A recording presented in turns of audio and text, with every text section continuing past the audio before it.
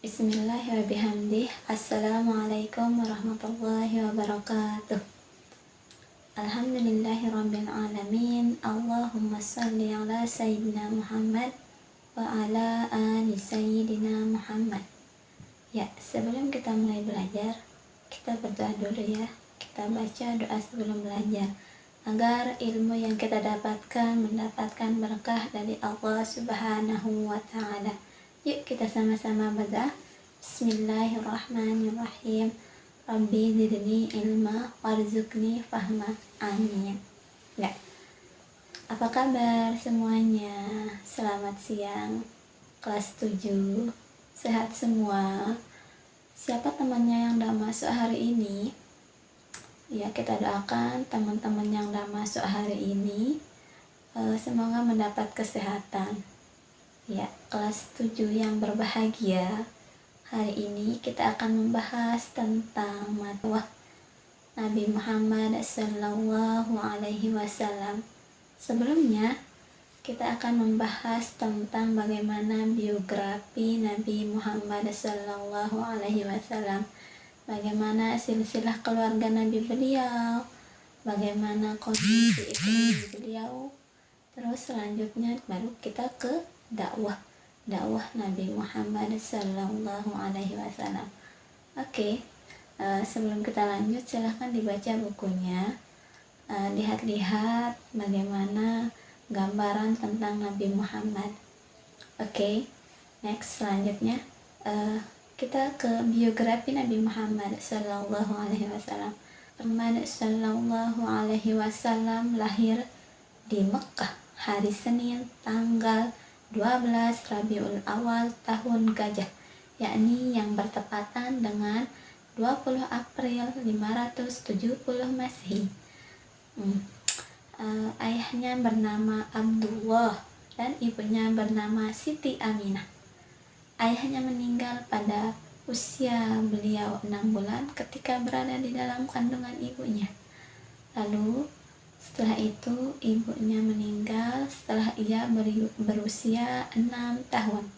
Subidi oleh 2 orang, yakni bernama, yang pertama ibu susuannya bernama Tusaibah dan yang kedua bernama Halimatus Sa'diyah.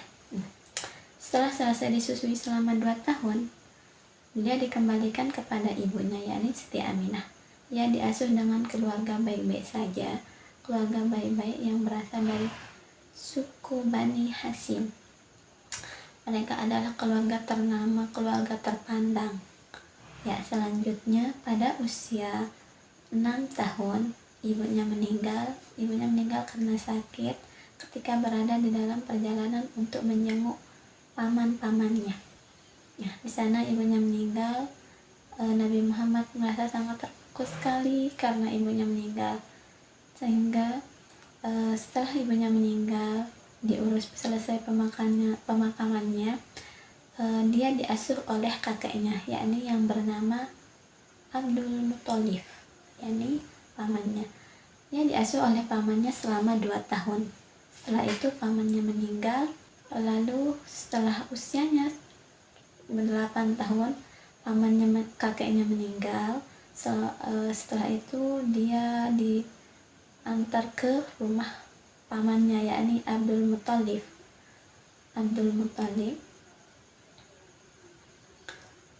Pamannya, dia diasuh oleh pamannya, yang dimana kondisi pamannya saat itu mereka dalam kondisi serba kekurangan. Kondisi ekonominya sedang tidak baik-baik saja. Dia memiliki banyak anak. Lalu Nabi Muhammad diantarkan lagi yang menganggap dirinya sebagai beban. Dengan begitu ia selalu senantiasa membantu pamannya. Ketika berusia 12 tahun dia sudah pergi untuk berdagang ke Syam, dan pada usia 15 tahun dia sudah bisa mengembala kambing, dan pada usia 20 tahun dia sudah lagi untuk pergi berdagang sendiri. Setelah itu dia bertemu dengan Siti Khadijah pada usia 25 tahun, di mana usia Siti Khadijah pada saat itu berusia 40 tahun. Nah, di sana dia dijuluki sebagai orang yang jujur, anak yang jujur. Perdagangannya selalu rapi, terlatih, dan jujur. Tidak ada yang disembunyikan ketika berdagang, berjual beli, sehingga banyak orang yang suka pada beliau, sehingga banyak yang belanja. Selanjutnya pernikahan beliau dengan Siti Khadijah berlangsung. Beliau menikah pada usia 25 tahun, sedangkan Khadijah saat itu berusia 40 tahun. Dan status Siti Khadijah pada saat itu adalah janda. Nah, tetapi Nabi Muhammad SAW menerima keadaan Siti Khadijah yang berstatus janda dan mempunyai anak. Tetapi anak Siti Khadijah sudah meninggal. Nah, di sanalah mereka memiliki 7 orang anak. Pernikahannya dengan Siti Khadijah mendapatkan 7 anak, yakni yang pertama Qasim, Abdullah, dan Ibrahim. Yang selanjutnya ke perempuan ini ada Zainab, Ruqayyah, Ummu Kalsum, dan Fatimah. Nah, itulah 7 anak Nabi Muhammad SAW dari hasil dari pernikahannya dengan Siti Khadijah. Ada 7 orang, diingat ya anak-anak, ada 7 orang. Terus selanjutnya, wahyu pertama turun ketika Nabi Muhammad berusia 40 tahun, yakni surat Al-Alaq yang berbunyi Iqra bismi rabbikal ladzi khalaq khalaqal insana min 'alaq Iqra wa rabbukal akram alladzi 'allama bil qalam 'allamal insana ma lam ya'lam. Nah, itulah wahyu yang pertama turun. Ketika itu beliau sedang berhalwat, yaitu bersembunyi atau menyendiri di Gua Hiro, di mana kondisi beliau saat itu sedang gelisah karena kondisi masyarakat Mekah yang sangat memprihatinkan, sehingga pada saat itu turunlah wahyu turun, wahyu pertama yakni surat Al-Alaq. Setelah itu beliau pulang dan kondisi beliau orang yang pertama mendengar tentang wahyu itu turun yakni adalah Siti Khadijah, yakni istrinya sendiri. Setelah itu Siti Khadijah pergi ke pamannya, yakni memberitahukan kejadian yang telah terjadi pada suaminya. Sedangkan Nabi Muhammad di rumah setelah menerima wahyu pertama tersebut, dia langsung kedinginan, sakit, dan langsung minta diselimuti oleh Siti Khadijah. Setelah diselimuti dan didengarkan ceritanya oleh Siti Khadijah, Siti Khadijah pergi ke pamannya dan memberitahukan bahwa Nabi Muhammad telah menerima wahyu pertama, yakni surat Al-Alaq. Oke, selanjutnya dia diputuskan oleh paman Nabi Muhammad yang saat itu menjadi pendeta.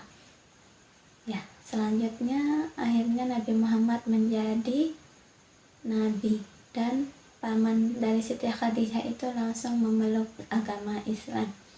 Selanjutnya kita ke dakwah Nabi Muhammad SAW.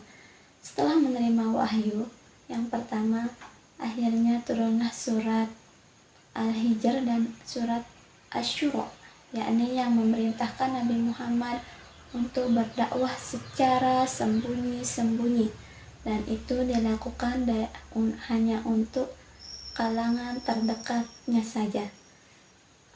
Ada 2 metode dakwah Nabi Muhammad, yakni ada yang secara sembunyi-sembunyi dan ada yang secara terang-terangan.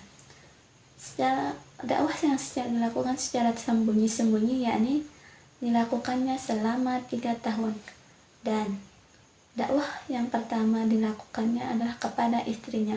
Jadi Islam yang pertama, perempuan yang pertama memeluk Islam itu adalah Siti Khadijah. Sedangkan dari kalangan anak-anak bernama Ali bin Abi Thalib. Untuk dari kalangan laki-laki dewasa yang menerima dakwah Nabi Muhammad SAW, yakni Abu Bakar As-Siddiq, yakni sahabat terdekat Nabi Muhammad, kerabatnya sejak kecil.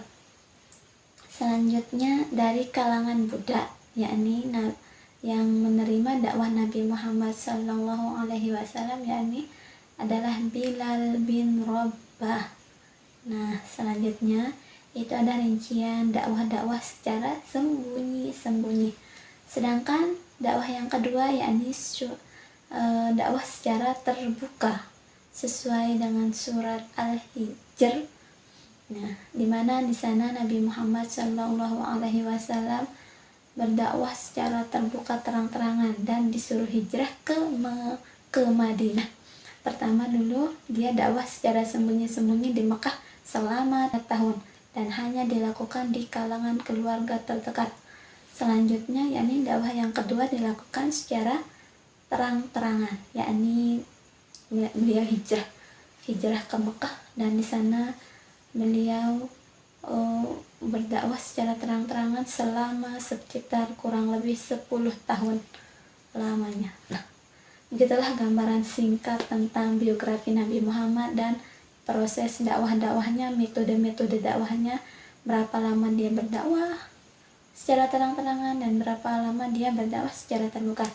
Oke, mungkin hanya itu materi yang guru sampaikan.